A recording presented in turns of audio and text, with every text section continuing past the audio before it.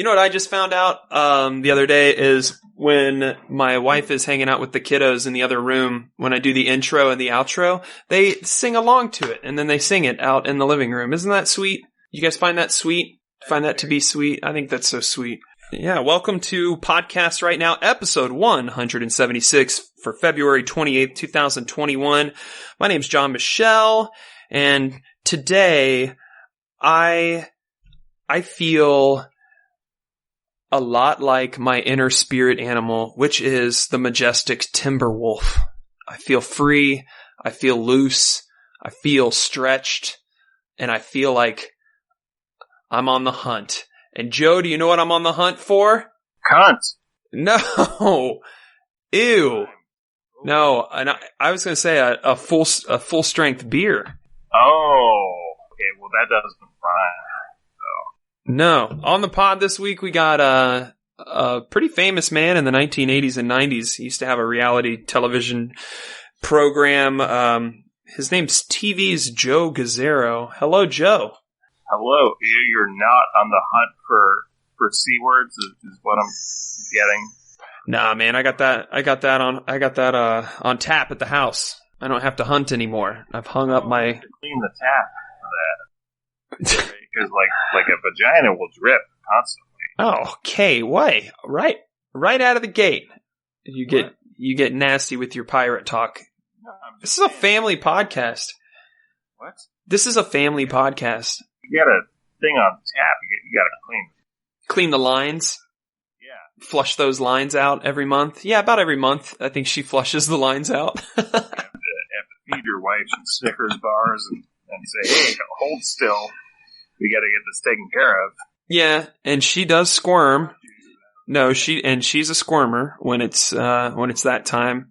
Squirter? A squirmer. She, it's a lot of, it's a real ordeal. It takes me about a good hour, and it's she does not go along with it. Also on the pod this week, speaking of cleaning your lines, Chirp Daily is back with us again from Parts Unknown. Hello, Chirp. How we doing? Good. Do you feel like $1,000 dog today? No, not quite, but okay. It's alright. It's all part of the process. There you go. Stayed up until 4 playing video games, and then I slept until 2. So, bit of a wasted day for me. I'm sorry to hear that. Oh, that's okay. I do want to make sure I'm getting desktop audio, so Joe, will you talk again? Yes, I will talk again. Okay, seems like something I should have sorted out earlier, but there we go. Okay. Now I got you guys leveled up. Sorry if you guys couldn't hear them early. Podcast right now, episode 176. We've been getting into the habit of streaming on Twitch every Sunday at 6 p.m. Just sort of a general topic podcast. On the episode this week, you're looking at, on Twitch, it's Real Podcast right now, if I didn't say that.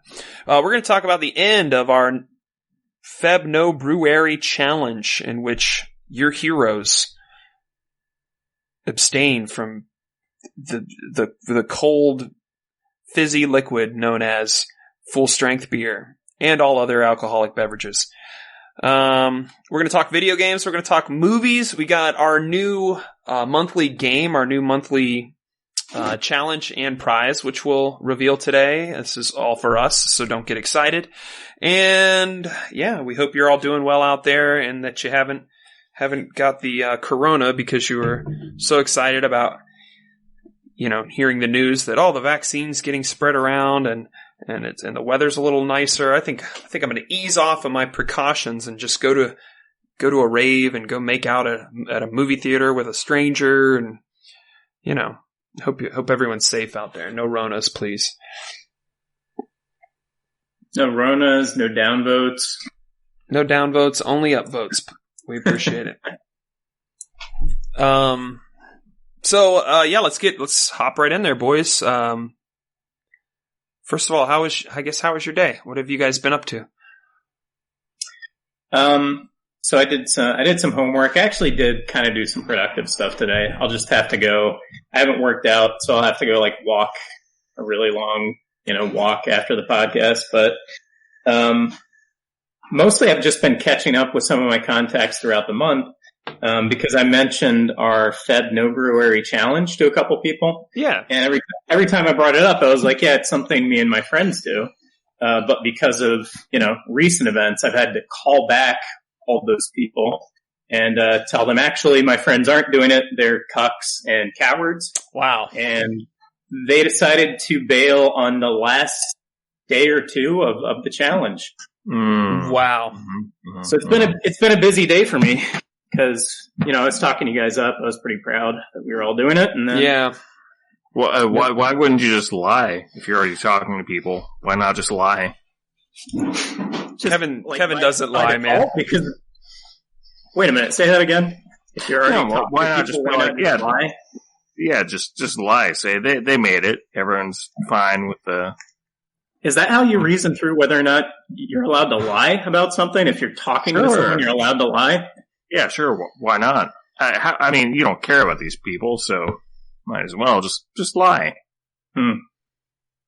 Well, I guess you guys did some lying to yourselves early in the challenge. Breaking my heart over here. And since you don't care about yourselves, it all worked out. First of all, let the record show I have not had a drink of any alcohol yet. Like I have not failed yet. I have my first beers here, and I'm very excited to pop one open and have my first drink in a month. I have not yet failed. So, and Joe, you already failed, correct? No. I also have my first drinks here, ready to go. You're a liar. No, see, he's doing that lying thing he talked about. What? Yeah, because you're talking to people. This is another one of those situations where you're lying. But none of this matters, so it's fine. Oh, okay. No, you got me there, I guess. No, Joe, what did you do? You had some wine last night, didn't you? Didn't you start yesterday, you said? Nope. Kevin, he's lying again. Yeah, I imagine. I seem to remember a text last night about falling off a wagon or something like that. That wasn't for me. I don't think. Let's not get into the weeds on this. The important thing is that we did it, guys. We did it. What we can do is we can get into the wheat on this if you guys are interested in that. I got myself a Wolf's Ridge Hefeweizen, Bavarian style, a Weisse beer, clove, banana, and effervescence profile. So clove, I know what that is. Banana, very familiar. Effervescence, is that the wake me up inside? Is it that girl? Wake me up. I can't wake up. Can't wake up. You know that lady, Kevin? Wake me up inside. Yeah, yep. Oh, hey, Joe, we should stop singing. We're going to get a copyright strike. We're so dead on to the tune. All this I could not believe. I couldn't see it when it happened to me. I'm doing some that fucking here it is now. I'm Evanescence. Yeah, let's play it, pal. Wake me up inside. So, walk me through your thinking on why is it okay? Why do you guys give up? I don't know. I haven't given up yet. First, I've still. You're planning to. During I am. the podcast, yeah, correct? I am. I'm just waiting. Yeah. Weird choice. And Joe, I guess Joe hasn't had a drink yet, so I will never crack. Right. Okay. No, my reasoning is I don't think it's a fail, and I think we had this conversation a couple times over the last 2 or 3 years, but I think I did it, man. I'm pretty proud of myself. I got some bike riding in yesterday and today, and I'm all exercised up, and I'll tell you what, it was hard to not crack one as soon as I pulled in from my ride, because I always like a beer after a nice bicycle ride, and didn't do it then. Waited, had dinner, had some nice black cherry fizzies with the family, and here we are. I feel like I'm so close that I might as well just put my hands up, and kind of like if it was a sprint or like a marathon, I got my arms in the air. Haven't crossed the finish line yet, but I got my arms up in the air. I'm celebrating.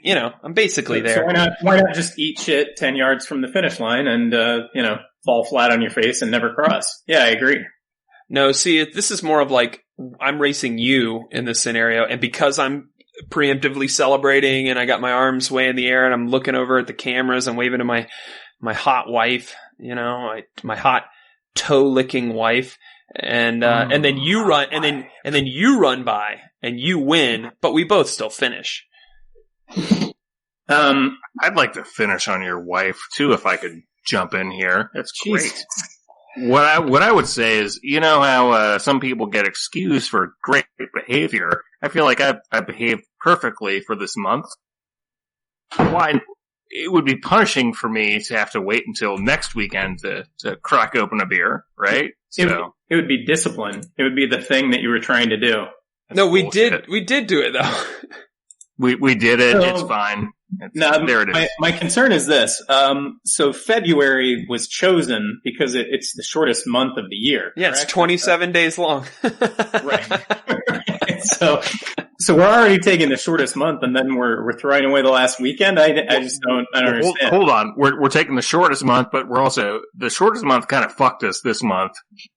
So how so? Just because the last day was on a Sunday, or yeah, basically. That's fair. But that's not fair. That's what happens sometimes with days and weeks. Yeah, but Joe makes a good point. It takes courage to stand up in a crowd of haters. I guess you're a hater, Kevin. Well, here's my thing. Can I put my defense up? Absolutely. Okay, so my thing is kind of like Joe said. It's Sunday, and me and my wife, which she bowed out. I think when did I send you that? Friday, Kevin? I think it was the last weekend. She was like, I'm having a margarita, and she went and bought all the fixins and had a nice drink. Now what was interesting was I was, I could have bailed then, and I didn't. And I kept going through Saturday, and she had another beer the other night. I think I was talking to you on Xbox the other night where I gave her a kiss after my ride yesterday. And I got a hint of the IPA kind of flavor and the smell of her breath, and I said, "Oh, that's nice." Normally that would be kind of gross, but I think that's pleasant. I might want to kiss you again, see if I can get a contact high or something. But anyways, my whole thing is I don't want to go. I guess what we're trying to do is drink less through the week, right? Look forward to Friday and have a nice beer on the weekend, like a normal adult does, and I'm being denied that by completing the challenge, but then saying, oh, well, you got to do it one more week. So it was do another week or enjoy Sunday night and have a couple brewskis with the boys is how I look at it. I think it's completely reasonable. Well, goals are funny, I guess, because it did, it got you to not drink at all for almost a full month. You can round that up. You're talking about a month minus 5 hours. But why? Like it's 5 hours. Why not just drink at midnight? Why not do it? Yeah. Well, then I'm staying up late before Monday. You don't have to drink tonight. You could. I know. Just not drink. But what if I want to? Right. I'll just point out there's a 3 in 7 chance that the last day of the month is going to be a Friday, Saturday, or Sunday. So if you're going to use the logic of this is a day I would normally be drinking, so I'm just going to go ahead and do it.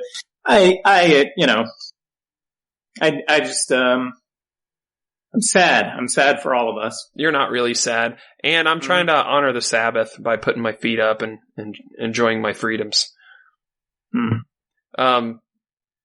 Joe, what are you drinking, buddy? Let's get into it. Let's have our first beer. Joe, what do you think? Should I go with this Wolf's Ridge with a 5.2, or should I do the classic standby, the Elvis juice? I kind of feel like starting with something different. Yeah, go with the Elvis juice and then go into everything else. Yeah. Well, we can talk about it. I mean, do you have a nice beer with you, or do you still have those? Okay. No, I woke up today and I was like, it's time to open a beer. Okay, but what are you drinking? In that case, all of them. But like, what kind of beer do you have? Is it a good one? Like a nice, is it a craft situation, a local brew? I opened the can and it poured down my throat. What color? What colors were on the outside of the can? Metal. And was it a tallman or a short boy? Metal colors. It was a normal size beer. Ha ha ha. And you started this morning, you said. No. Oh, okay. Just when he woke up, I think. Oh, okay. This afternoon. We'll see what happens. Tune in next. I might kill him. All right, Join me on. I'm joining you now. Unclear. This is us. Eastern Standard Time, 8/7 Central on CBS. Guys, there's a good chance I get to Joe level boozed just because of I think I would have killed my tolerance. Right? Isn't that how science works? No, I don't think so. You know what? This is good.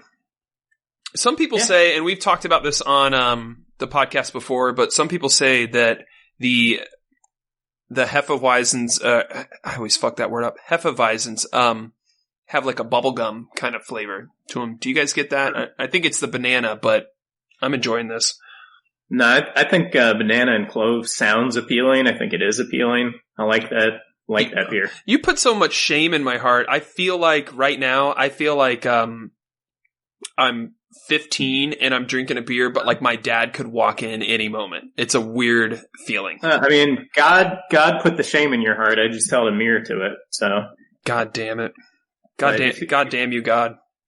If you're gonna have a beer, enjoy it and talk about how delicious it is. I just think it's a weird choice. You know what I wanted was a Duvel. You took a long bike ride. You took a long bike ride, so there's that. I don't know what Joe's excuse is, but yeah, no, I feel like old John is coming back. The weather is looking a little more springy, and basically my programming now is ride the bike every day and no fewer than 15 miles because I'm going to crush I think 2,500, 3,000 is attainable for me this year. And so I'm not going to let up on that. And I kind of talked to the wife about that. And so, I feel like old John is coming back. I don't know. I was talking to our buddy Zane earlier today about the seasonal affective, sad boy disorder, whatever it's called. And, I don't think I'm like suffering or like got thrown into a deep depression or anything, but I think all people have some level of it, whether, it's just like a vitamin D thing. It's, you need it. Yeah. You need some sun. And, the last couple days, I just feel, I don't know, ready to cut some throats and, well, it's also been, we've been in a pandemic for like a year.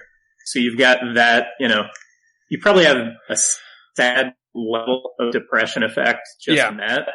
And then you put the actual season on top of it, then, more people are going to start feeling just shitty and weird. Yeah. Yeah. What do you guys think about this vaccine? Do you know anyone who has started the process? Allison's had both of them.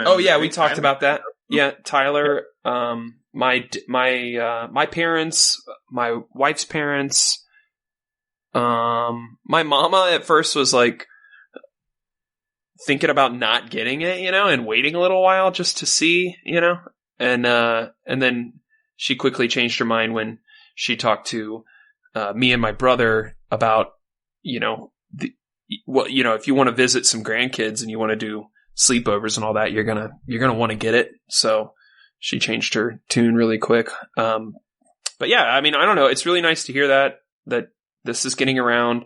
I know it's been kind of tricky for some folks as far as getting themselves in some sort of virtual queue and waiting and whatnot. But then I've heard it's been really easy for frontliners and teachers and things like that.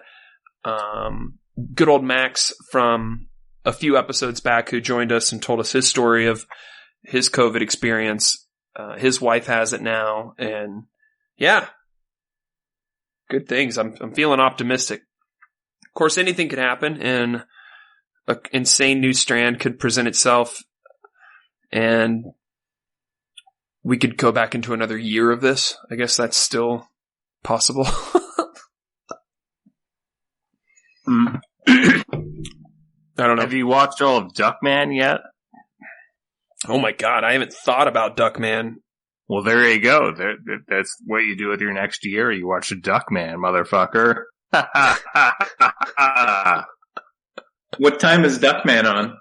It's on USA, 10:05 Eastern Standard Time. Awesome, thank you. Yeah, no. After Monday Night Raw. I'm not watching Duckman. I like Duckman, actually. I watched a fair amount of Duckman. It was a weird... It wasn't like any other show, I'll say that. Nope. It was original. The closest would be, I don't know, The Tick, maybe? I get like critic vibes. Yeah. Joe, did you ever watch Duckman? Joe, the human being? Oh, I love Duckman, of course. Yeah. Okay. It's good. It's good stuff, yeah. Speaking of the end of FebNoBrewary, Kevin, are you gonna get in there tomorrow? Have yourself a beer? No, I'm gonna hold off until Saturday, I think. Okay. Son of a bitch. Saturday is gonna be, on paper anyway, it's like a super, super UFC card. So okay, it should be exciting, and I'll get nice and tight for that. There you go. Well, then, if you think about it, you're kind of doing extra days. So me and Joe are good. You're doing our extra days for us. Sure. Thank you. Thank you. Thank you. And the couple days that Carl slipped up. Carl's, of course, not with us this week. He's had a big week, and I wish he was here to talk about it, but definitely check out his band, Nothing, on bandcamp.com. And they recently recorded a cover, and it sounds pretty juicy.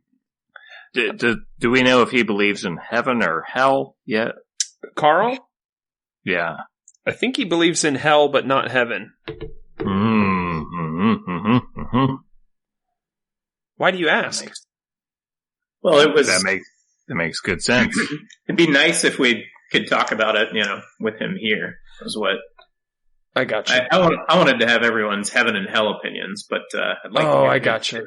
Yeah, because he was delighting in the whole being sent to hell thing. So. Yeah, we'll wait for him. We may have a Super Shark on this episode, but I would say not likely because I've said that before and it doesn't work. What else is going on, you guys? We can jump into our video game segment if you're interested. Sure. Yeah. Sure. Let's do it. Let's jump right into there. Yeah. Joe, did you get your PlayStation yet? No. All right. Do you want to buy my brother's Xbox for $150? I thought we already worked this out. I'm just checking.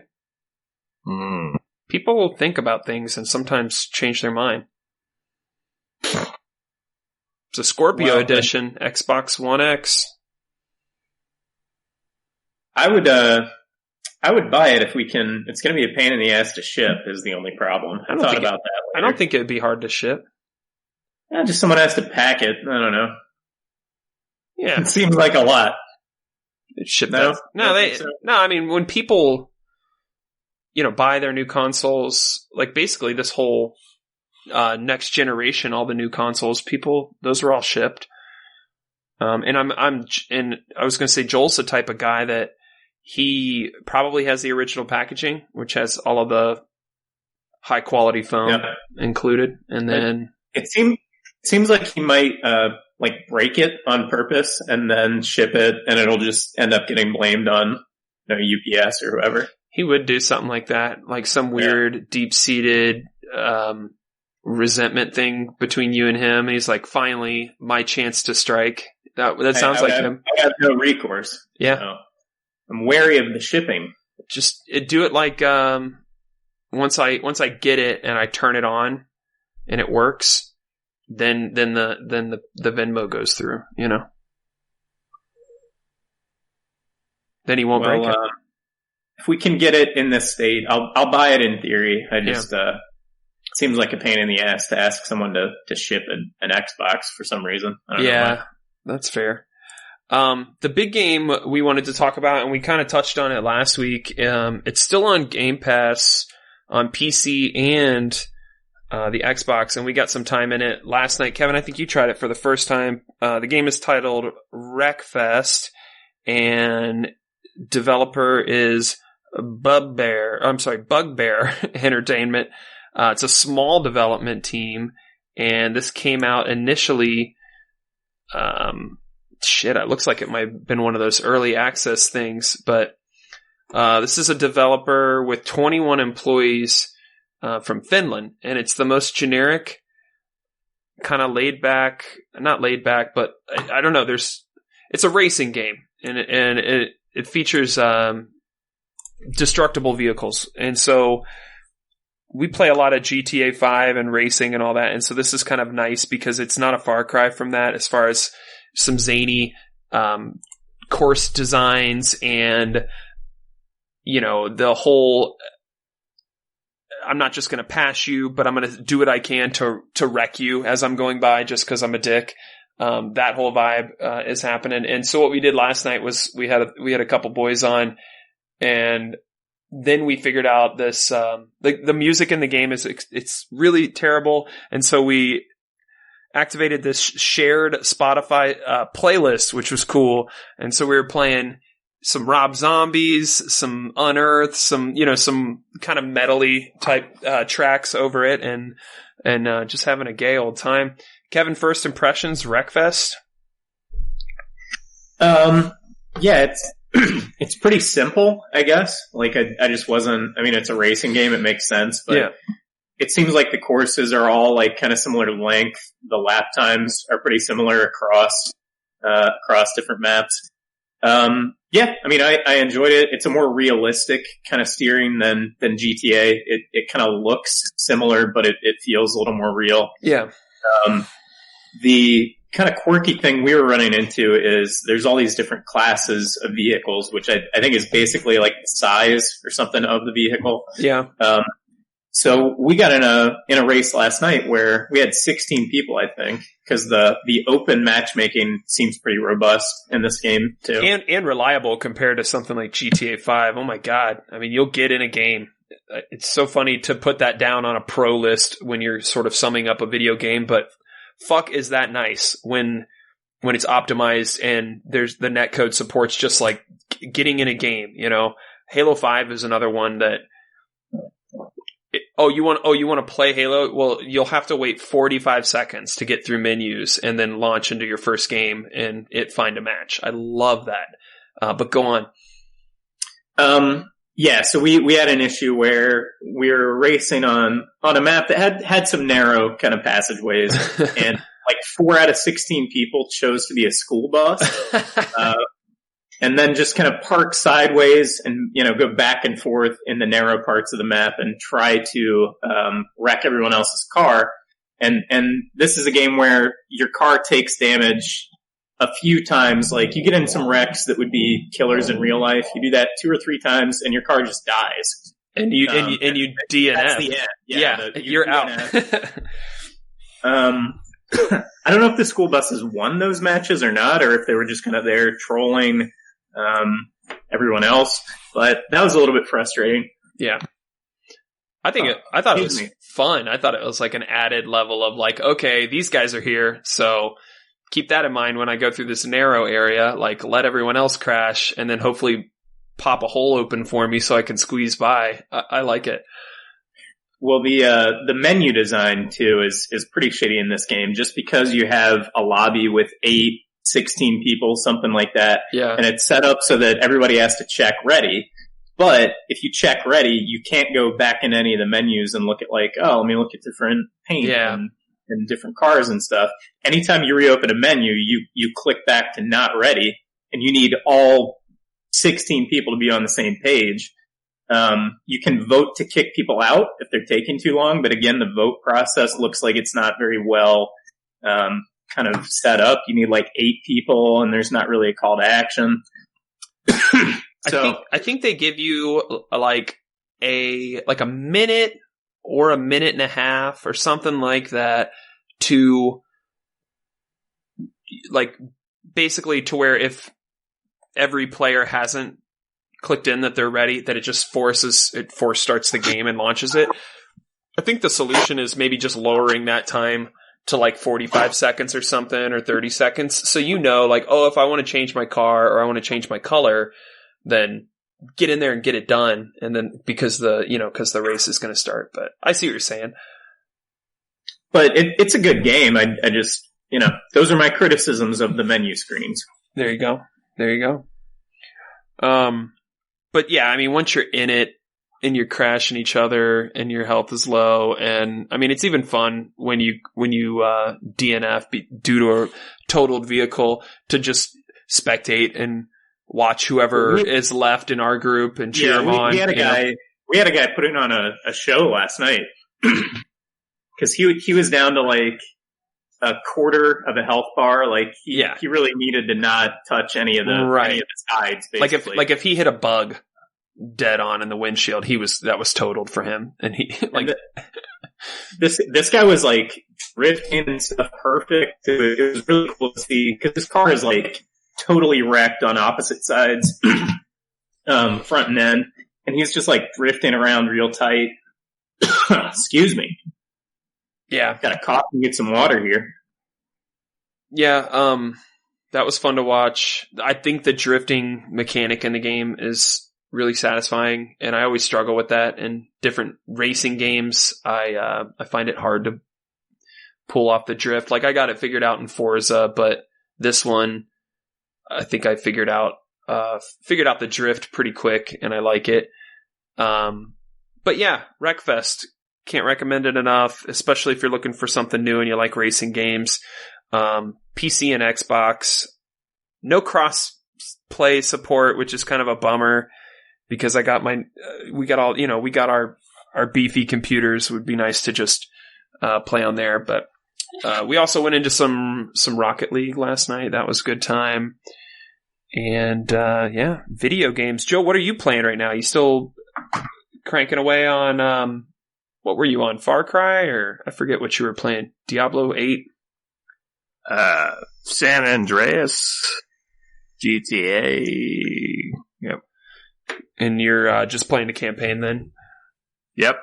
Cool. Do you mainline those things? Like the missions, like do you do just the story missions and try to get through it, or do you find yourself fucking around a lot and doing side missions and open world stuff? Do the normal missions, yeah. Good times.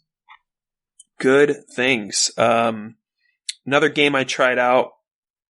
Well, I've played it before, but not too far past the tutorial, and I fired up the Microsoft Flight Simulator. It's kind of the Crisis of our era right now. Like, Crisis used to be the PC game that it was like, hey, I got a badass computer. It was always like, yeah, but can it run Crisis? This is sort of that, or one of a few games that are like that. And it runs really well on the computer, 60 frames locked, pretty, 1440 high res display. It was looking good. And then I, of course, pulled out the flight stick and my HOTAS set up, and yeah, I'm learning how to fly, boys. I'm gonna be a pilot. Is this one that you do in VR or no? It just got VR support like a month ago, but I want to kind of get the basics down just on flat screen before I hop into VR. Because I mean, the HOTAS that I have is like, I mean, it's got 20 goddamn buttons all over the whole thing. So I kind of want to figure out where everything is and get comfortable before I throw the headset on. But when I do that, it's going to be awesome. Right now, I've just been flying like Cessnas, and I'm excited to, do a flight that I've done before, like take off from John Glenn and then head over to the Denver International Airport and do that whole flight, log some hours. So it's pretty fun. Learning all about, my trim and my, all the yaws and the pitches, and it's been good. Landing is a real stressful thing that I'm like okay at. What do they say? Any landing you can walk away from is a good landing. But if your plane is in good shape, then that's a great landing. It's probably not like training material published by, United, I wouldn't guess. No, that's like you need more than to be able to walk away from a landing. No, that's like a goofy, a flight instructor like that. They definitely all say that. Hey, any landing you can walk away from, that's a good landing, Like that definitely gets said out on the tarmac.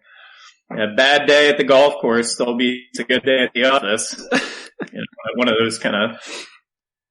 Here's what I want out of Microsoft Flight Simulator is I want it to be the whole plane, right? So I want in VR, I want to be the pilot, and I want to be able to hop on the radio and talk to, passengers and put it on autopilot and go, hang out in the in first class. But I want it to be a social thing where like other friends could get in VR and be passengers, but then like, maybe Kevin, maybe you're like the stewardess for this round, for this flight. So like, you got to make sure that's like another game. Well, you're the most attractive is the only reason I said that. What if I could be in your plane and you're playing Flight Simulator, but I'm playing like Terrorist Simulator? Okay. That would be cool too. Yeah. Yeah. It would be kind of probably poor taste, I would think. I don't know if that would go over very well. Right. I mean, certainly some articles would be written and some congressmen would get involved. For the Flatter Jackie collection. But yeah, I want that. And, if you're a passenger, you can play mini games on like your phone or iPad and then, ask for beverages. Yeah. You guys would all do that for a 3-hour flight, right? That would be fun. Sure. Taxi for 30 minutes, before we actually get in the air, the whole deal. Baggage claim. I love it. Probably take a nap or something. Pretend that I'm taking a nap on a plane. Sure. Well, you have to imagine one day there'll just be a game that's called like, just the world, and it's VR, and you could do that. Like you could have your player take a flight and then land and then get off the plane and then go get your Uber. And then maybe you're supposed to meet up with your make-believe friend from Portland, and you guys are going to get a beer that night, and then adventures happen, I guess. Yeah. I don't know. I want that game. Just Matrix. Anyways, I've been enjoying it. Check it out. It's also on Game Pass. Holy shit. This whole podcast is an advertisement for Game Pass. But it really is a great service. It made me watch the movie Sully with Tommy Hanks, where he lands on the Hudson River. Did anyone see that movie? I'm going to defer to Joe on this one. I think he just passed out. Joe? Yeah, I think he's peeing or something. But have you seen that one, Kev?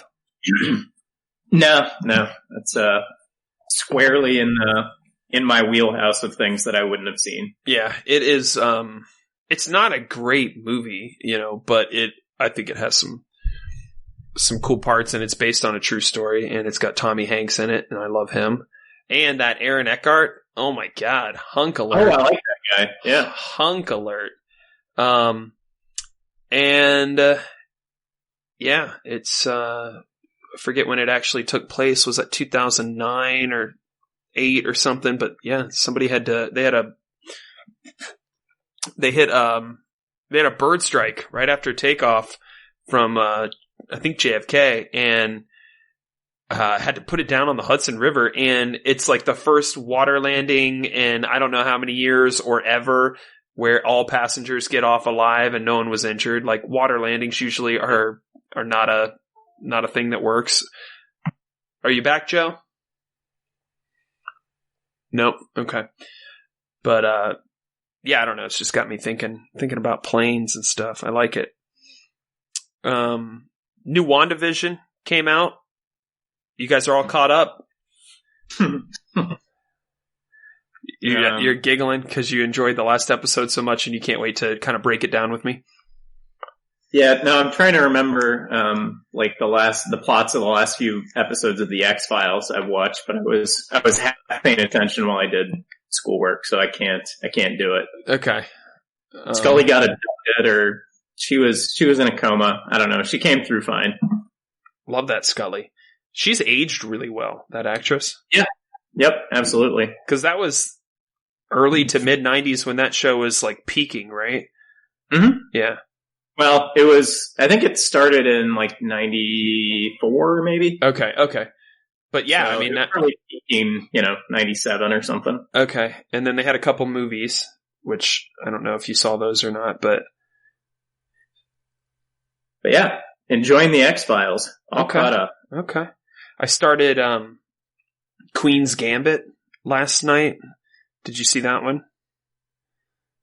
No, I've got thoughts about the appearance of the lead actress that I think are like toxic or something. Is it because because of the distance between her eyes? Yeah. She just kind of looks strange, and it's all I can think about whenever I see the thumbnail for it. Yeah, I haven't seen her in much. She is in a movie that I would not recommend called New Mutants, and it's sort of like a side story to the X-Men movies, and she plays Magic, which is a character I do like from the comic books, and I think she's kind of hot. Like, I can't, she's so mousy and weird in Queen's Gambit, and but in the X-Men movie, she's like, who wears shorts? It's good times. Good times.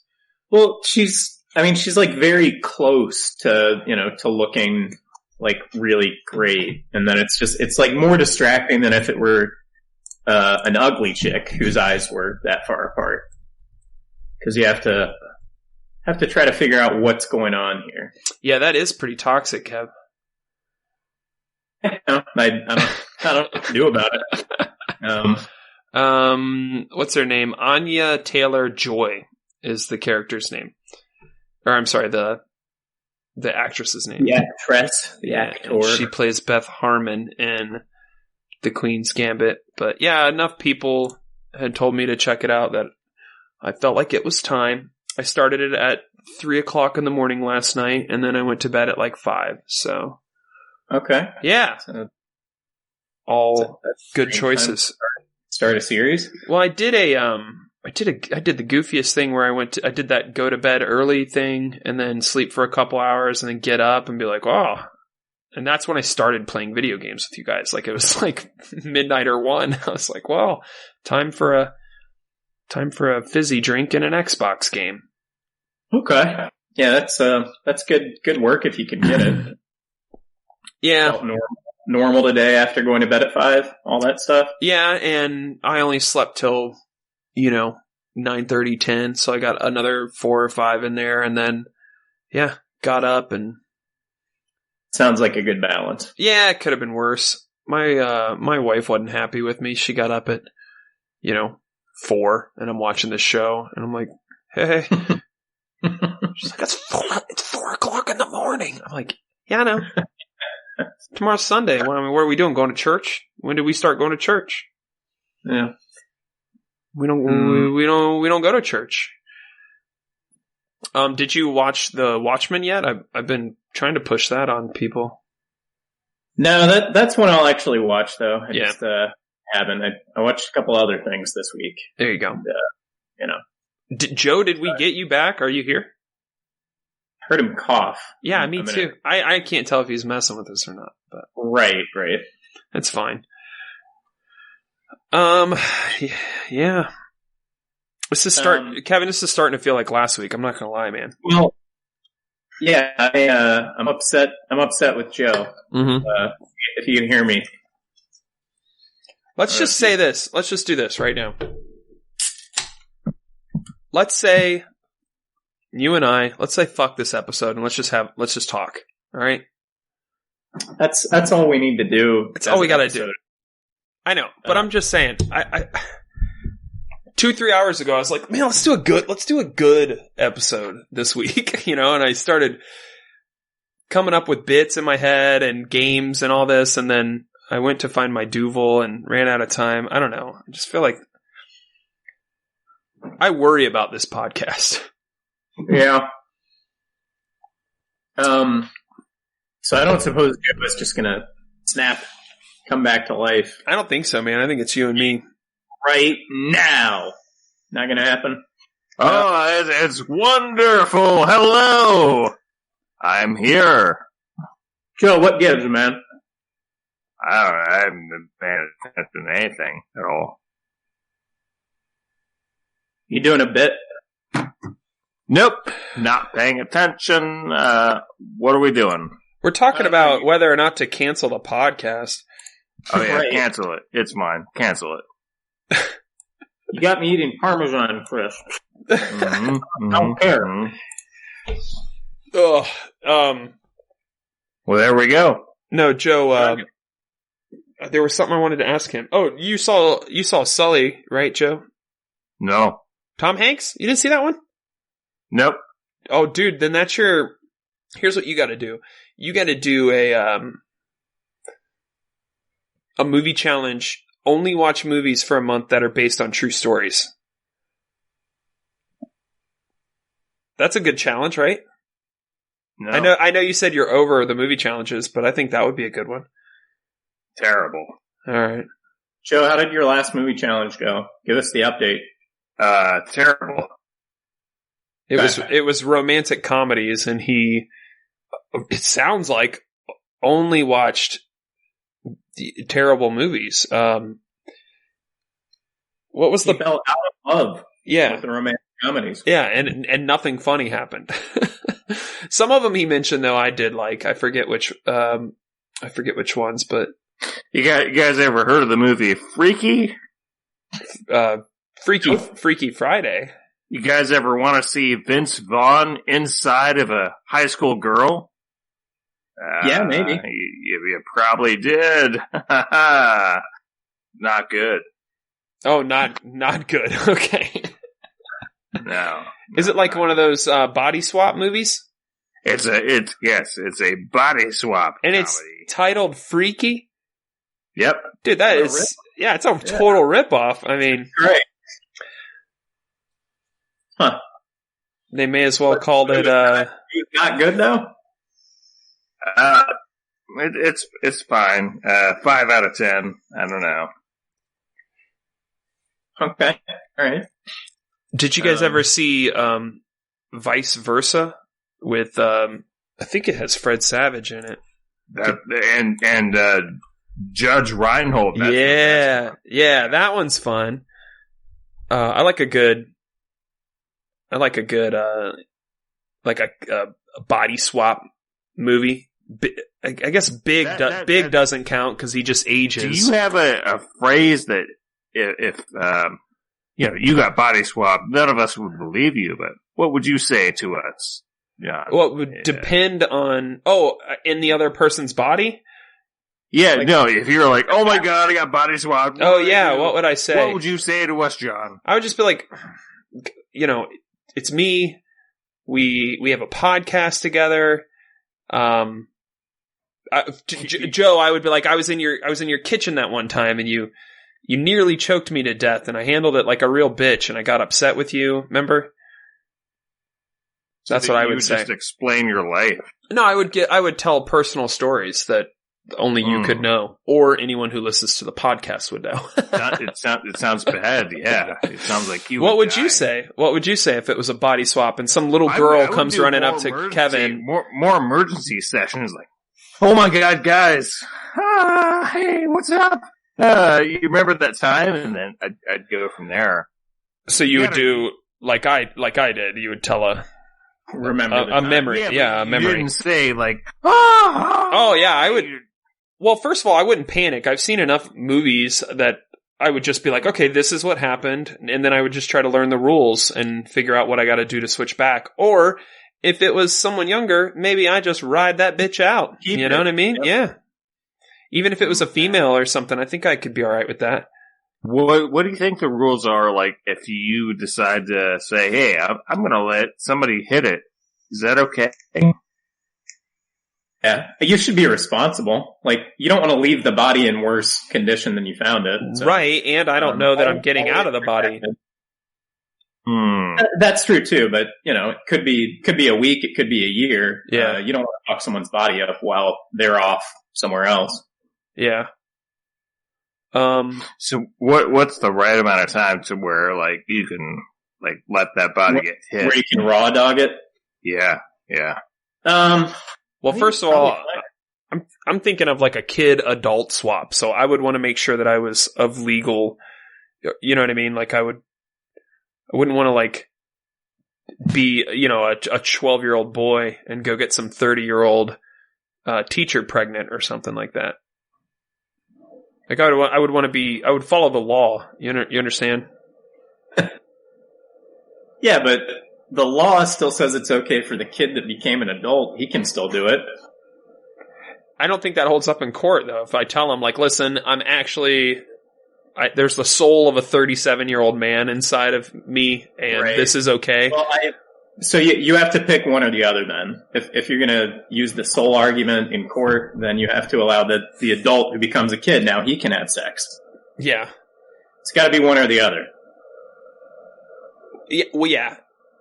I think you would have an easier time defending a kid who became an adult just because, it doesn't get into the whole body swap thing that never has actually happened that anyone knows of. Right.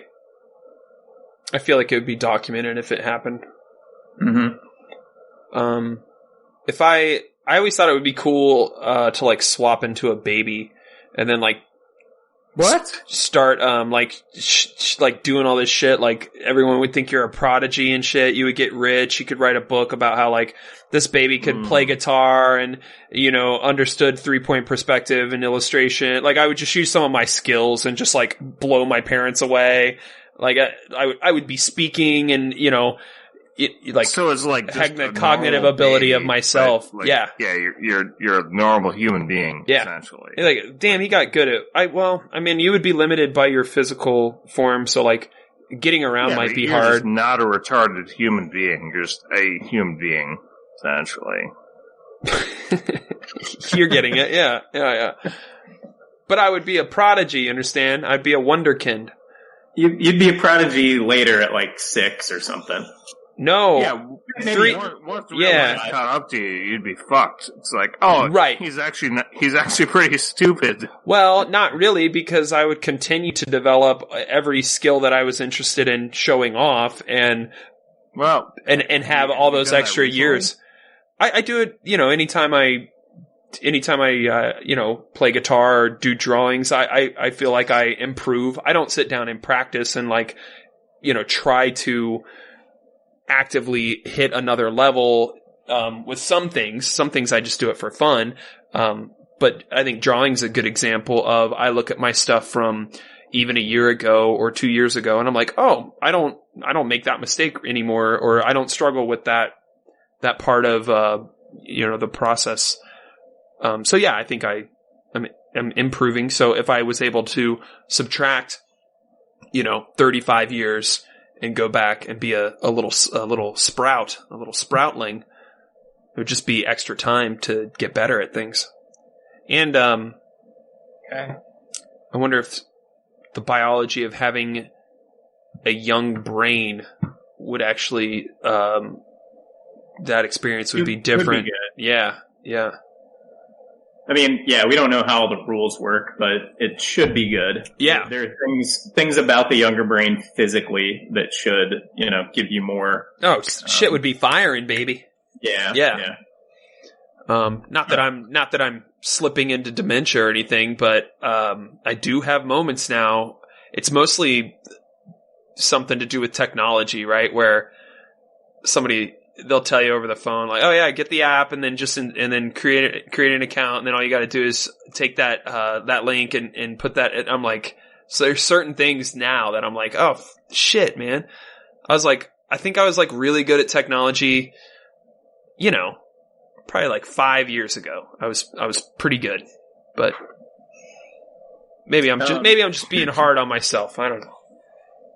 So we're all on the same page that you would like to become a baby and just kind of do it again with the knowledge you have now? Yeah, and I would say if I could pick I would want to be like a black baby and born in the United Kingdom somewhere. Okay. Joe, are you doing this? And do you have any requests for your baby form? No. You don't want to become a baby version?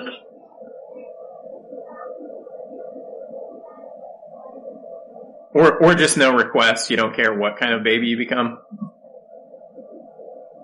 So yeah, I would become a baby as well. What would you pick, Kevin? What nationality? Or gender, or just general preference. Yeah, because I've got to follow up quick, but the gender is definitely male. I would I would pick black if I get all of the chances of being athletic and stuff of whatever color I pick. I think only physically. I think anything, anything, genetic information, I think that's going to be out the window because you are now inhabiting that black baby. But I do get physically right advantages. Like you're going to look better when you mature into an adult. You're going to look better with your shirt off than you do. Yeah. Right. So I'll be a black baby in America, I think. Okay. Black boy baby. And then my other question is, I don't even know if I would do this if you're going to become a female. You wouldn't want to become a little baby girl? I don't think so. That's a weird... You could be a lesbian. Yeah, I guess. You'd still have, lady parts and stuff. Yeah. I do like having a dick. I'm not going to lie. Then you'd have to get your period, too. Think about that. That'd be a nightmare. That doesn't seem fun. I would have a hard time porting my 34-year-old man consciousness into a baby girl, I think. Yeah. I don't know. I mean, definitely male preference over here, too, so...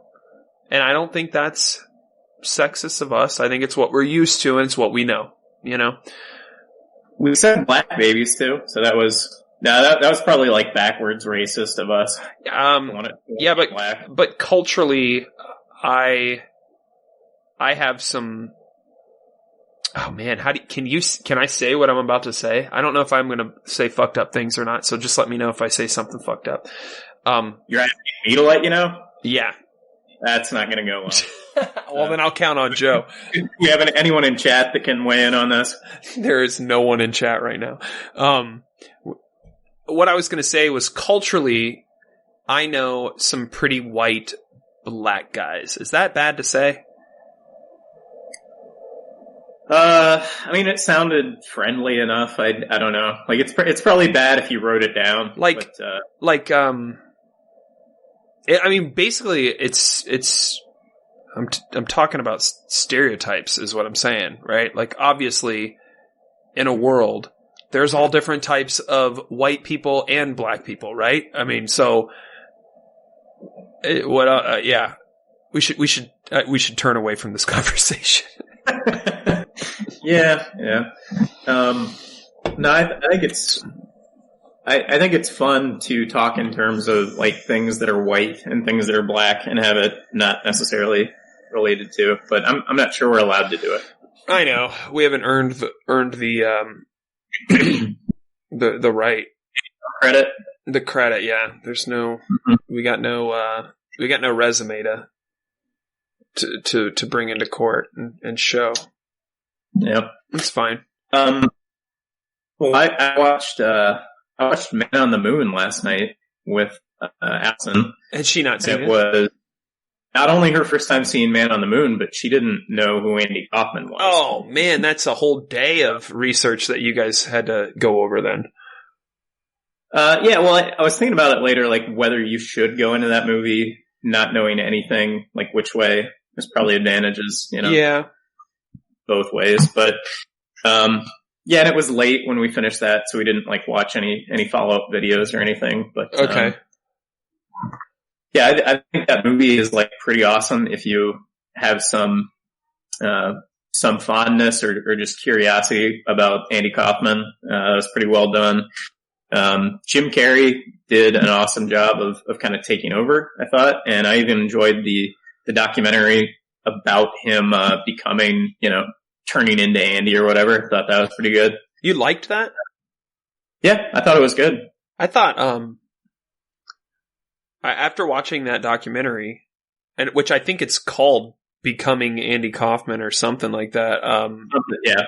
But, I thought he was like kind of a Hollywood dick. He's putting it on a little bit. Yeah. Well, no, I mean, like when he's talking to Andy Kaufman's family, like the real Kaufman family, and still in character and stuff, like it got weird, man. I mean, Jim Carrey claims that he took a break and Andy Kaufman inhabited him. Like, kind of loops back to what we were talking about. Jim Carrey has become pretty out there in the last 10 years. Yeah, but I don't even see it as out there. I see it as trying to seem out there. I don't think it's that genuine, man. Yeah, that's probably fair. Like, you can't talk about how out there you are in interviews on The Late Show, right? Like, you're either doing it or you're doing it, but then you're also making sure that, I mean, maybe that's just a side effect of being a celebrity your whole life, right? Like, you operate differently. It's like, I'm painting now. People should know about it, and I don't know. I still love him. I mean, I still think he's great. And I love the movie Man on the Moon. It's just, I think lines were crossed after watching that documentary. I think he was doing some just kind of, I don't know, some taboo type shit where like why would you pretend to be someone who's dead to the family and make it seem like it's this real religious thing that's happening? Like, that's kind of weird. And like, I don't know. Well, here's what a normal person does. Hey, it's so nice to meet you. I'm Jim Carrey. I have the honor of playing and portraying one of the greatest comedians, or comic personalities in history. And I just, if anything, I would love to sit down with you and learn more about the guy. And, what am I doing wrong? What am I doing right? You guys knew him, I mean, that kind of stuff. Treat it with some reverence and not, I think he kind of pissed all over it, and it was weird. I just thought it was so weird. I have strong feelings about this. I think you're right. Yeah, I mean, that's not a good look. That's not what you want to do. Like, if I'm remembering it right now, because it's been a while since I've seen the documentary part. Yeah.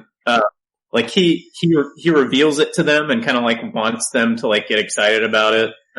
Like where, hey, listen, he possessed me. He's here. Like, that's not a super cool thing to do. But I don't know. I still enjoyed most of that documentary, and maybe he's a bigger prick than we realize. Yeah, and to be fair, I did enjoy the documentary. It's a documentary about the making of, I think, an exceptional movie and biopic and all that, but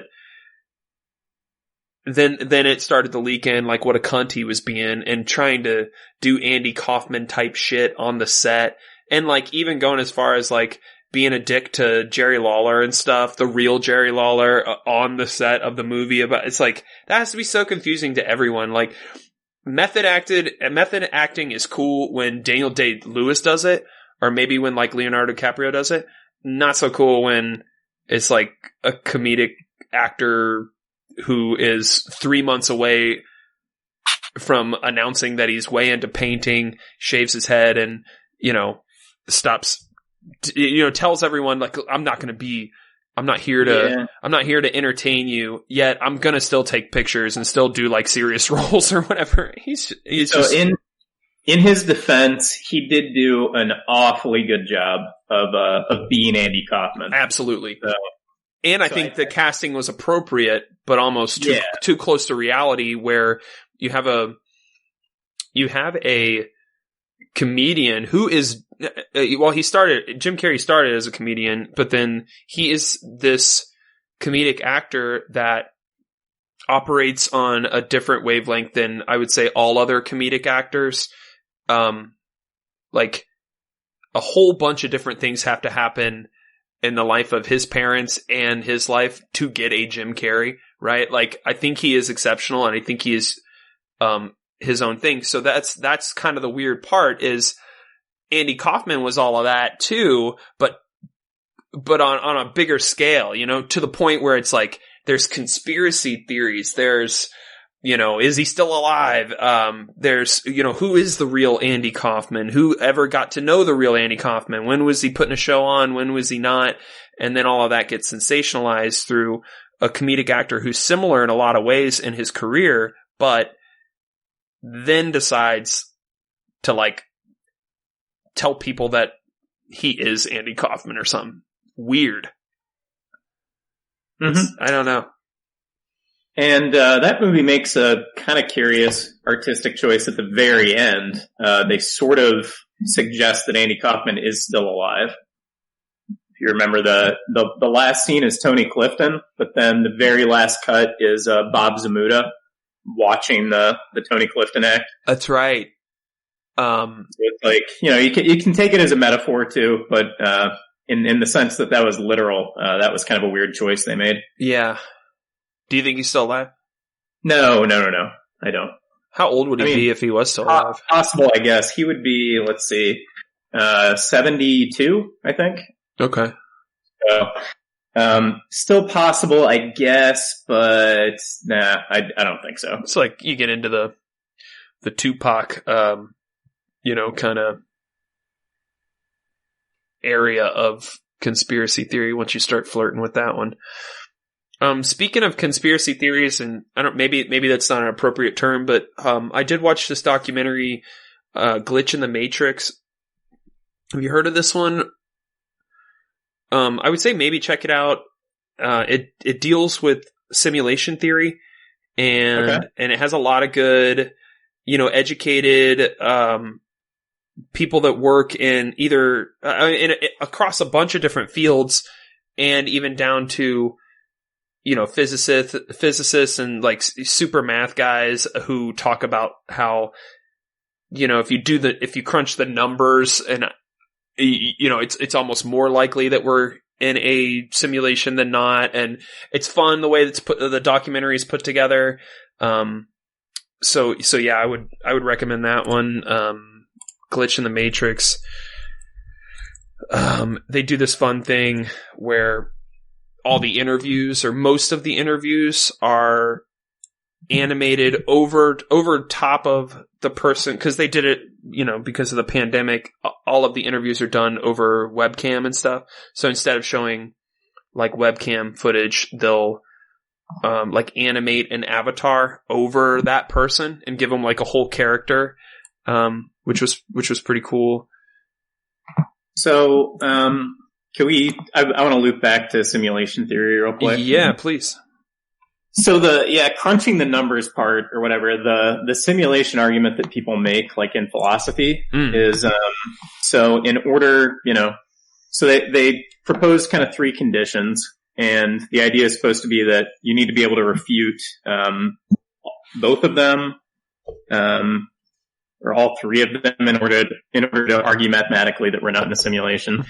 So the first thing is basically no human level civilizations get to the point where they're capable of running a simulation that would be indistinguishable from reality. Okay. So that's one thing. Okay. There have to be human level civilizations that get that advanced, or there have to be, let's see. This disproves, you're saying this disproves that we are living or existing in a simulation, right? If our society and our reality did this. The argument for it, I'm probably just kind of tripping over it a little bit. But no. The argument for it is either there are no human civilizations that get that advanced, or the ones that do lose interest in recreating human existence specifically.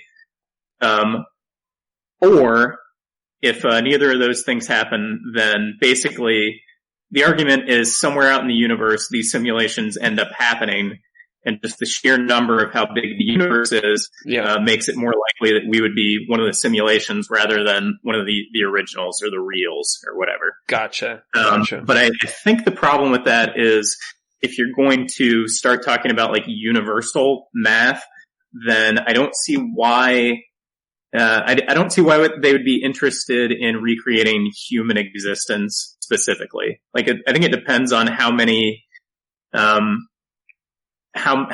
different intelligent life forms you think there are and how different they're going to be from humans. Yeah. Or like, are they recreating simulations of like every civilization that ever existed? So I think the part that fails is the second part where there has to be the interest level in recreating humanity. Right. And just that it would be unlikely to be that specific to humanity on this planet. And this year and this time and this society and... Well, but if you're going to do it for this planet, then you can just rerun. You can have all times going at all moments. That's true. If you become interested in doing humans, yeah, I mean, at that point, the number of simulations they're going to do makes it likely that this is one of them. That's true. I don't see how they get that advanced and also that interested in humans. Okay. But maybe I'm missing something kind of fundamental to it. Yeah, and I don't have any beliefs. I think either way. I do like the Matrix movie though. I mean, they kind of nailed it on that one, and they talked about how in the documentary, like once that movie is referenced a bunch, and so is like modern video games and Minecraft and VR, and how in our society we live in simulated worlds all the time. Like we do it all the time. It's fun. I mean, to me, it was like I tried to get my wife to watch it with me, and she had no interest. And I was like, I just think that stuff is just kind of like, UFOs, Bigfoot. I kind of throw it in those categories, but it's just good fun to wonder, and kind of let it play out in your head and believe it for like a moment, like, all right, yeah, what would this be like? And what would I do? I mean, if someone told you, yes, you absolutely are living in a simulation, what are you doing next? You're going to buy a trench coat? What's next? Yeah, I don't. What do you do with that information? Nothing. It doesn't matter. I don't think. Yeah. And one of the arguments they make in the documentary is that there are some people who, with that information, would look at it as, well, what reason do I have to follow laws or to be a good person or to do the right thing? Yeah, I'm going to go on a killing spree just because I can. And none of this matters, right? It's a simulation. So, Right. Yeah, this is kind of weird. You get that response. You get like, well, then why not just like kill yourself if this isn't real? Right. It's like, I don't see how it really changes anything. Right. And like, even as far as like, if the world is real, you're still just running a simulation that's based on your eyes and your brain's ability to like process. Like, you're not seeing reality anyway. So what's the difference? Yeah. And it's funny too, because they mentioned this in the documentary is like, okay, so you find out you live in a simulation and now you have some kind of weird freedom that about to where, maybe you'll kill people or you'll do something, evil or wrong. And it's like, why would that be?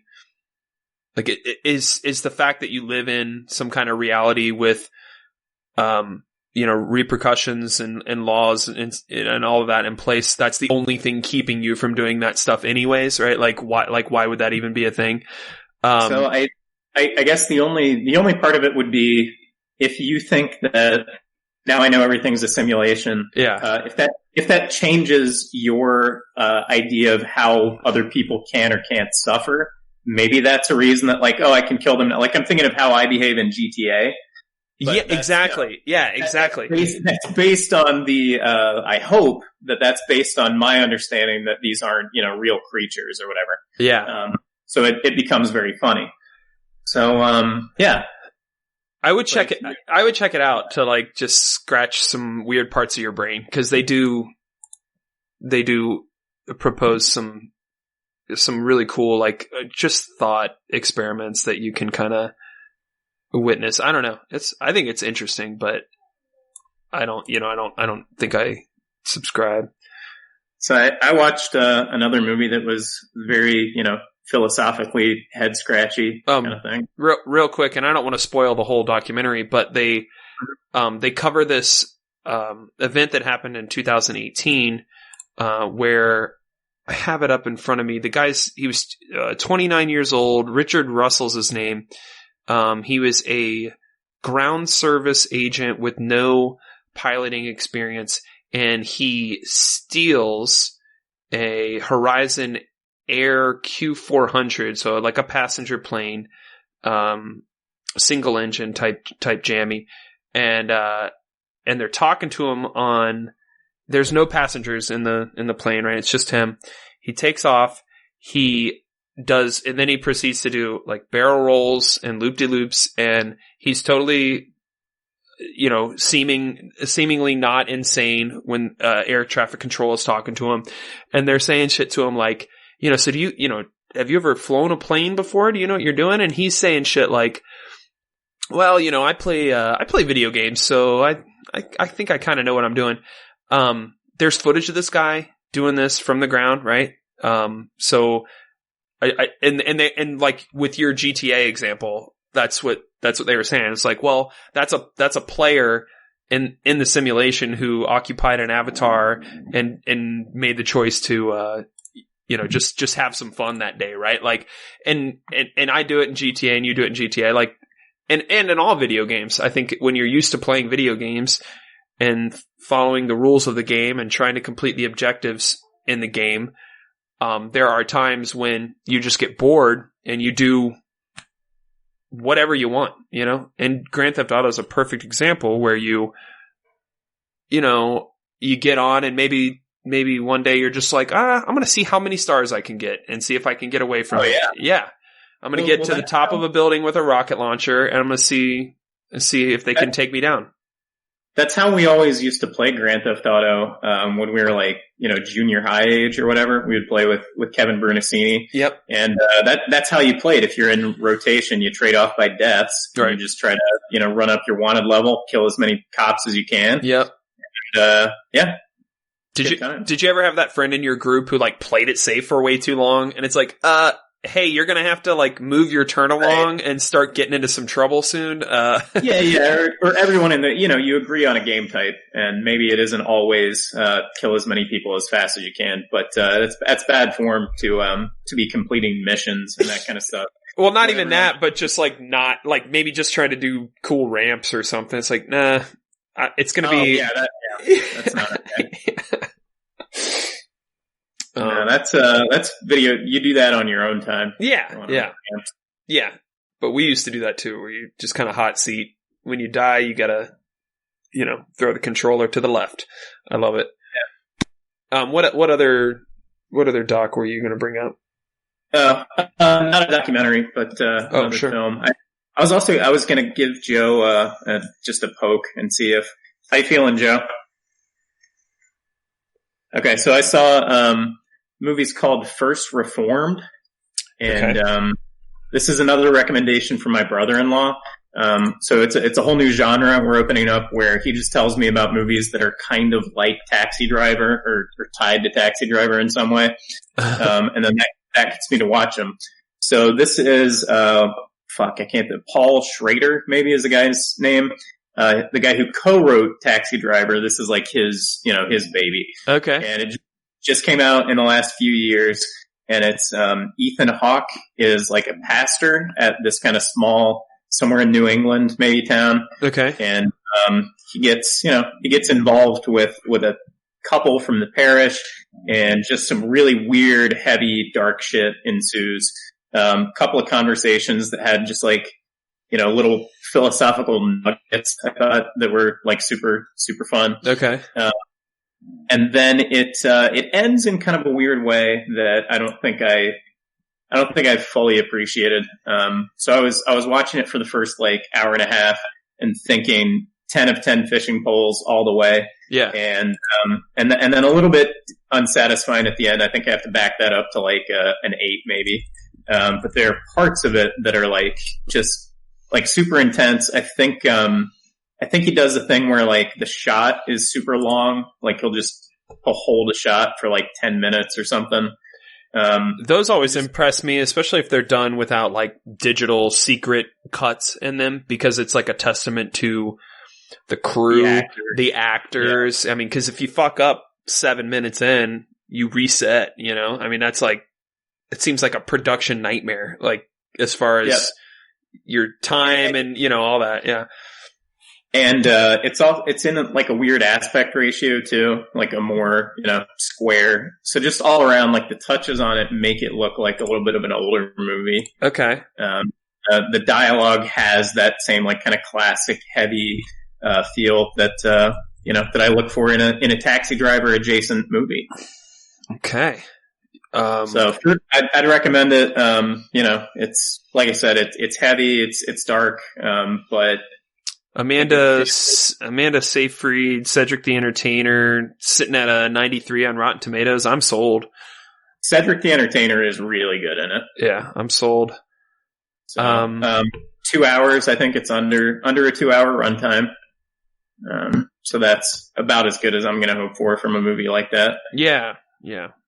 I don't mind a 2-hour if it uses it right. You know what I mean? Sometimes it seems like a runtime is just padded or fluffed at certain points. But I suppose that depends on how engaged in the story and characters you are. So it's subjective, but,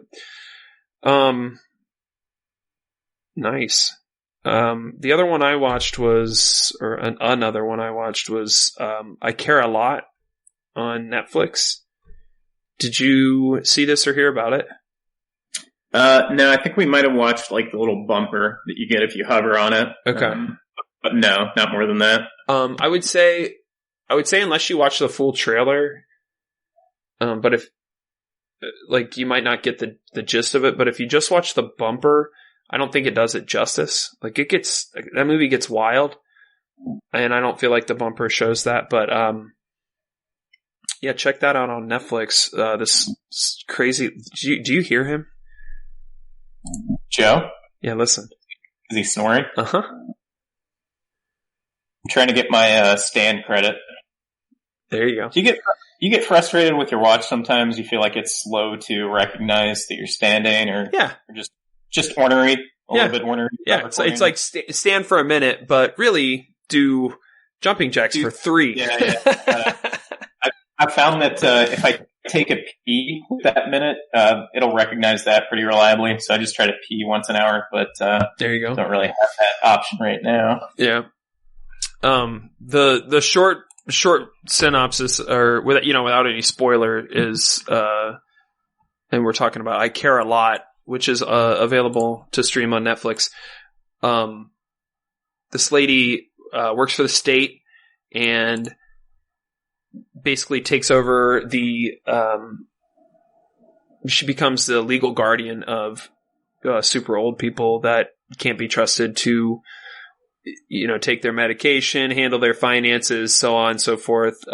Becomes like a power of attorney, in a ward of the state.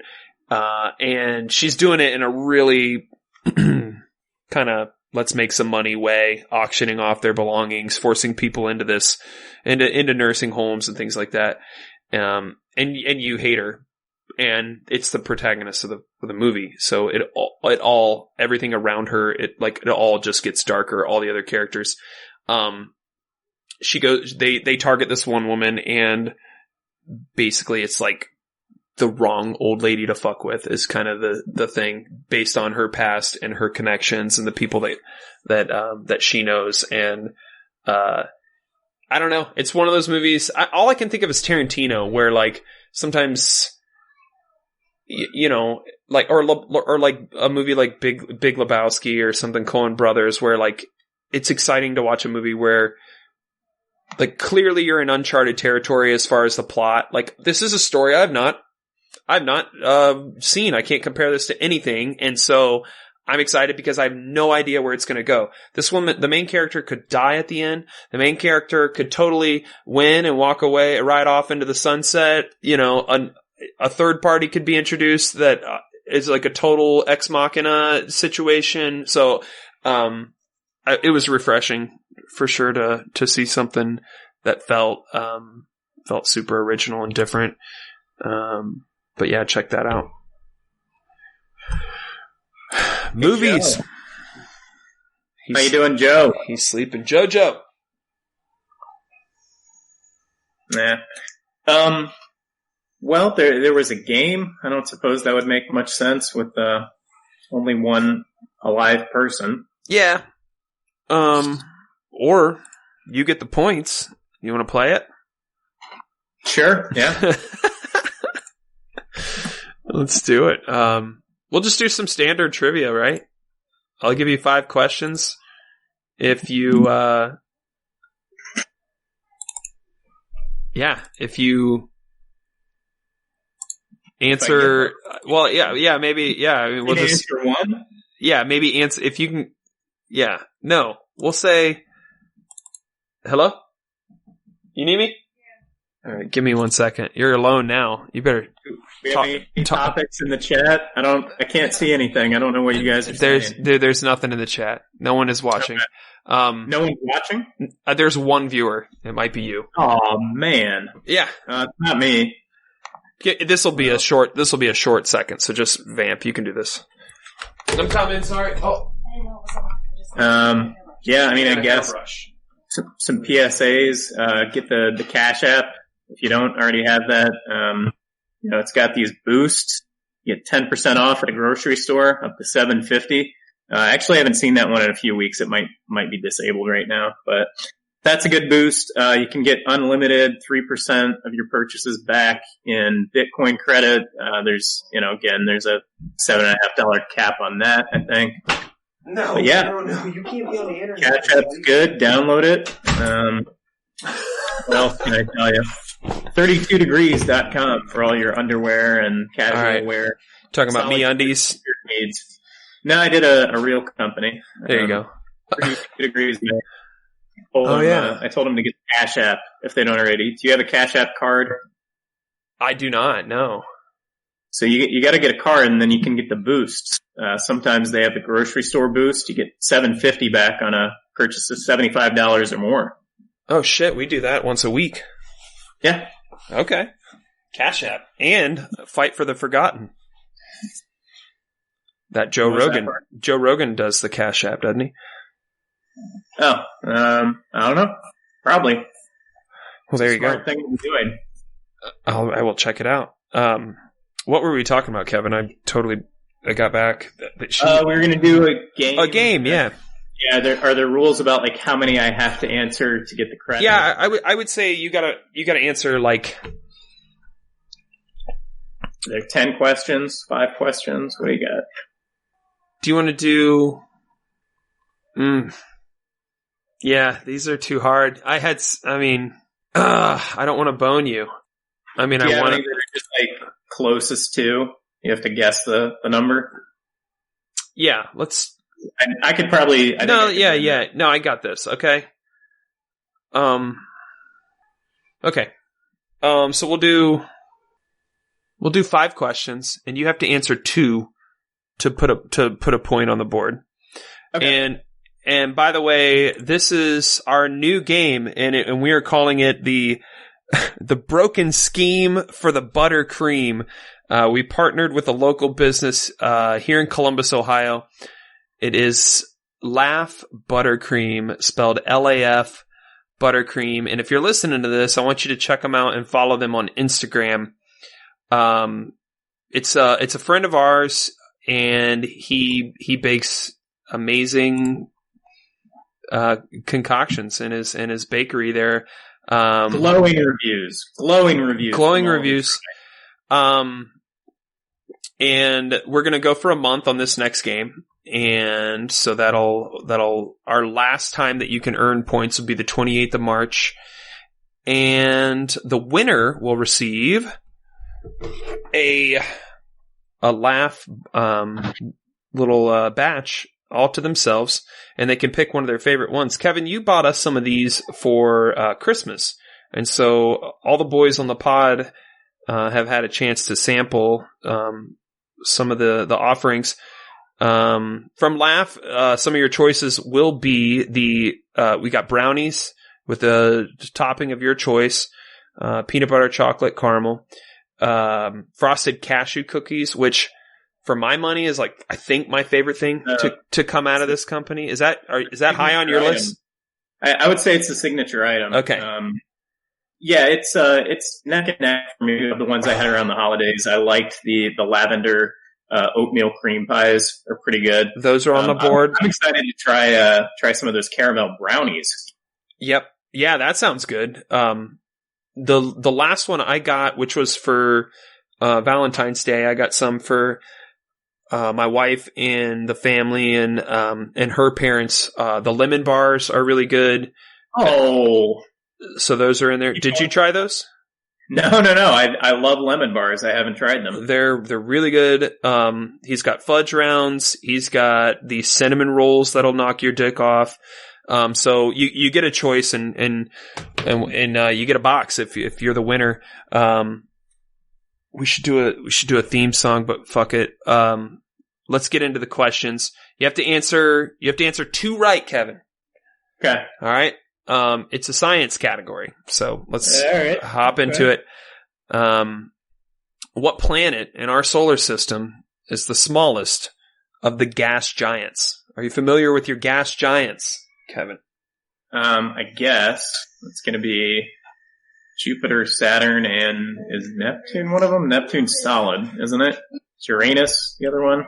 I don't think I'll be helping you, but yeah, which one is the smallest? I'll say the smallest one is Saturn, I guess. Okay, that's incorrect. The answer is Neptune. Damn it. It's all right. It's Neptune. You said it at least. You knew it was a gas giant. I didn't know. You're going to get this. This next one's an easy point. All right, let's get this next one. Okay. All right, recorded as a star at first, who was the first astronomer to study Neptune? Galileo, I guess. I don't know. You got it. Good job. So now you just got to get one more. And Sounds you have good. 3 more questions. I have faith in you. What planet in our solar system has the closest surface gravity to Neptune? Now, those gas giants are tricky because they're masseous, but in a different way, right? A lot of atmosphere. I'm going to say Earth. Okay. You've done it, sir. You've done it. Okay. Earth is correct. Good. The other factoids I have on Neptune, just for shits and giggles, see how you do. You can just fire off some answers now that you're in. Are these questions 4 and 5? Do I still get those? No, just random. All right. Sorry. Continue.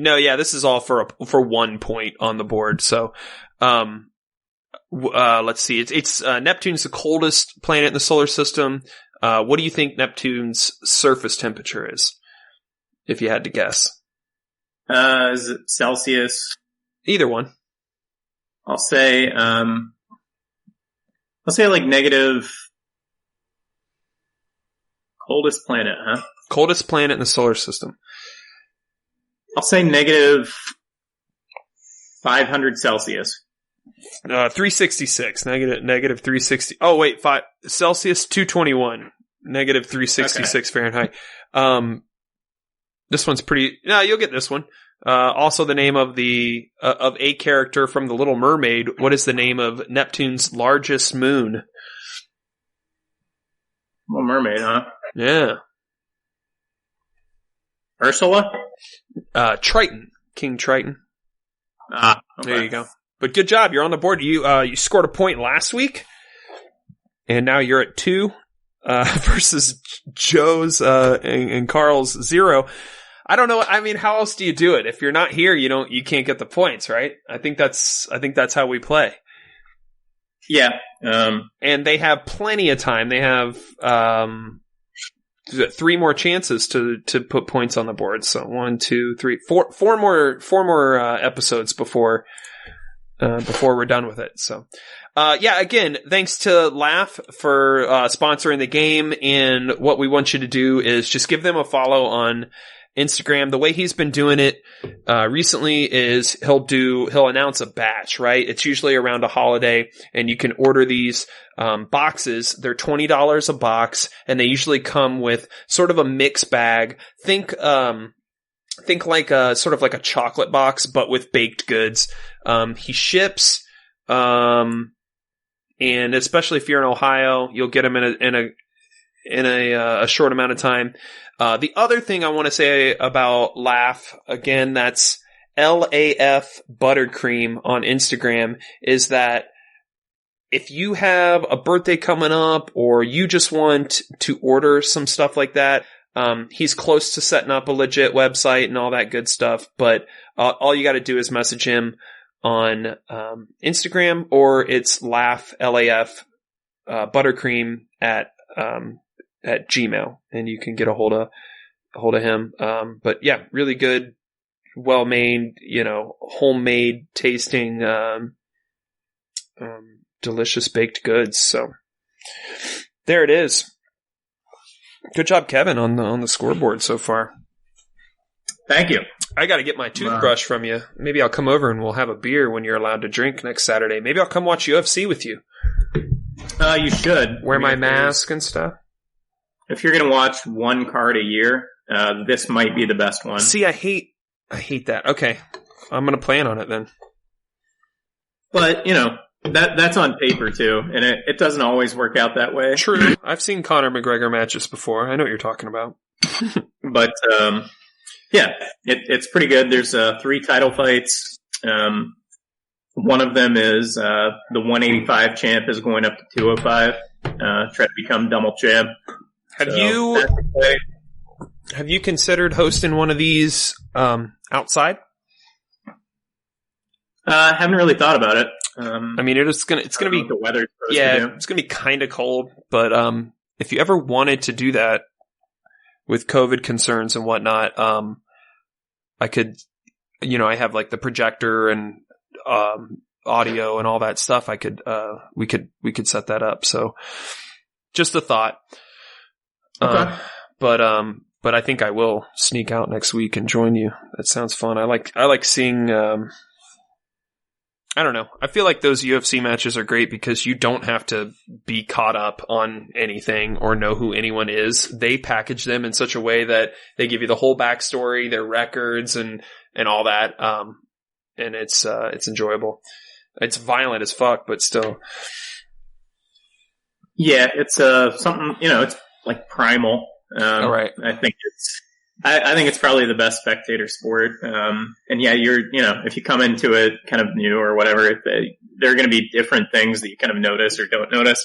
But, somebody just getting like clocked perfectly and knocked out, I think everyone can find some appreciation for that. Right. And even, like the wrestling ground game aspect of it versus, sparring and boxing and kickboxing and all that. Like that's something that's just like, I think you can figure out right away, and then they educate you while it's on. And I'm like, I don't watch pretty much any sports, but that one for some reason has been one that like, oh, that's happening. I'm actually interested. That sounds way cooler than 9 innings of cricket or whatever the kids are watching these days.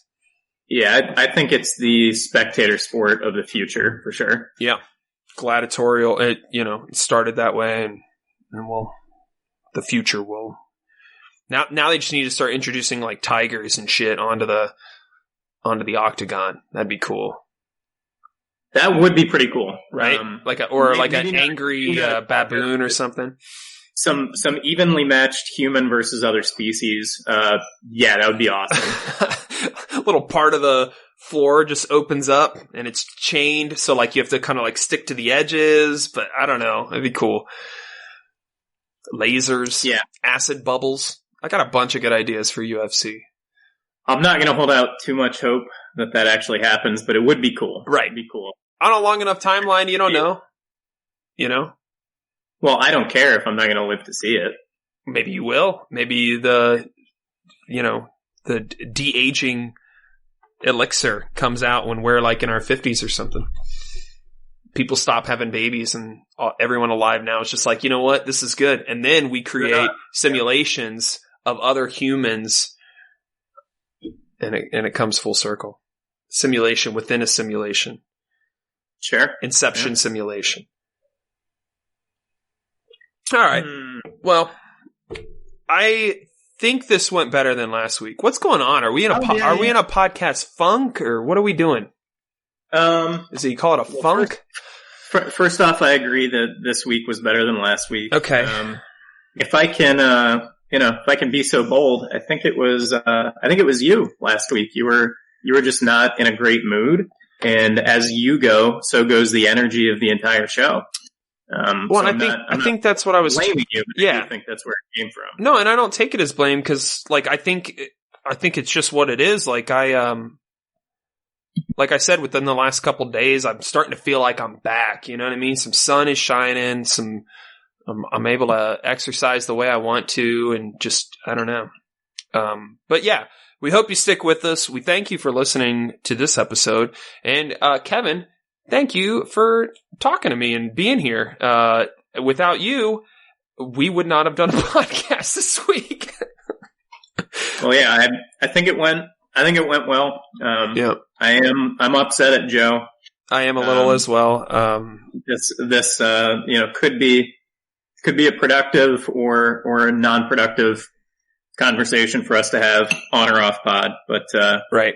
And I think I do want to chat with you longer a little bit after, if you can, about that. Sure. So maybe we'll get into it. Yeah, anyways, if you want to support us, a great way to do that is go to podcastrightnow.com and there's a link to our Patreon. Oh yeah, there was, a shout out I wanted to do, my sister-in-law, I found out listens to our podcast, which I was surprised. I told my brother, I was like, yeah, it's probably bullshit. It's probably like you're turning it on and she's doing her best to like not roll her eyes, and just kind of ride along with it or whatever. But she's an empowered woman. She can choose her own entertainment. And apparently she thinks we're doing okay. I don't know. Which one? This is Erica. Oh, okay. And so what I said we would do is, I would have one of the podcast boys do an impromptu, poem just to shout her out, on the podcast. And as Joe has passed out and Carl is working on, his final, for school, I thought maybe if you'd want to give that a shot, just a short, off the top of your head poem about, Erica Egbert. Whenever you're ready, Kev. Thank you for listening. My eyes are glistening with the fullness of my heart for you supporting our heart. We hope you had some laughs, and while you're cleaning through the riffraff around the house, we'll keep you company and maybe see. Snaps all around, guys. Snaps. Sure. Good job. No, that's sometimes I forget that people are listening, but we do have a few. My brother listens to like every episode, I think. My brother-in-law listens to them in batches. So yeah, I think there's moments when we're doing something right. Right. And this kind of reminds me, last episode I talked about how much I was liking, the edibles in place of, consuming, alcohol. And I said something on there that, it sounded pretty bad. It was basically like, I kind of made it sound like I eat a bunch of edibles and I'm super stoned and then I go on to like drive my kids around town or whatever. I just wanted to like reel that back and say that like, it's like not what's happening. It's like it's more of a, like a micro dose type situation, like early in the morning, kind of alongside coffee. And then I don't have to drive kids until like, 2 p.m. or something like that. And so it's just kind of like more like a fluttering afterglow kind of thing. Does that make sense, Kevin? I'm not a criminal, is what I'm saying. Right. That makes sense. Okay. in some scarier news, you couldn't make it the whole month without drinking, so you do have that problem. Oh, can I update you on that? I thought I'd be a little more tossed by now. This is my third beer, and I'm not getting anything. And I kind of just again missed the gummies and the brownies. So this might be interesting. This may have been a pretty big blow to my habit of drinking the beers and the IPAs. So yeah, I'm FebNoBrewary. Do it with us next year. I might, Kevin. I'll tell you what. I'm pretty sure I want to do it with you. You said you do it in June as well. Is that right? Mm-hmm. Yeah, I might be with you in June on this one. So, and I'm thinking about. I don't know. I don't want to commit to anything. I might only drink 2 days this month because there are 2 UFC pay-per-views. I might just make those my drinking days. Okay. This month, like I'm starting to like look a little bit different. Shirt off in the mirror. Yeah. Just from not drinking for a month. And, we're not done. There's still work to be done down there. So we're going to try to keep a tight leash on it for at least the next month. And it's not, what I'm finding out is it's like, it's not that big of a pain in the ass at all. Like, it's just kind of like, okay, this is just, it's just a different way of doing it. It was funny because I looked at the scale and I was nervous. I didn't weigh myself for like a week or 2 into February, and I'd been exercising less. Like I'm pretty sad about how many, like if you look at my calendar, it looks like Swiss cheese, man. There's holes, days where I made no attempts and days that I kind of got close, but just didn't finish her off when I could have, you know what I mean? And I remember conversations back in November last year where both of us were, chest out, like, there's no way in hell, bro. There's no way I skip a day, and we have our streaks and all that. Right. I'm still doing that for the record. You're still streaking right now?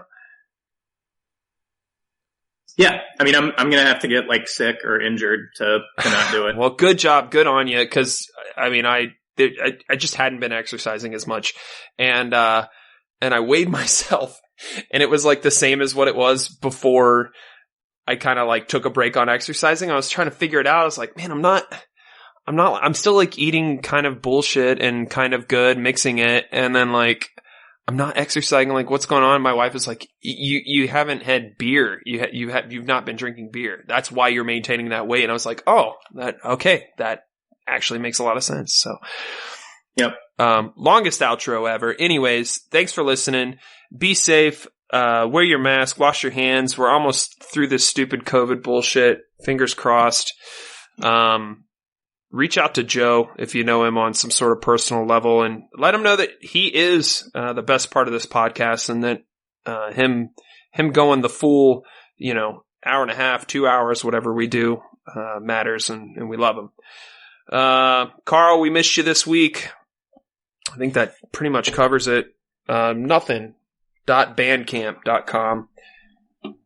And be good out there. We'll see you guys next week for more podcasts right now. Bye-bye. Podcast. Right now.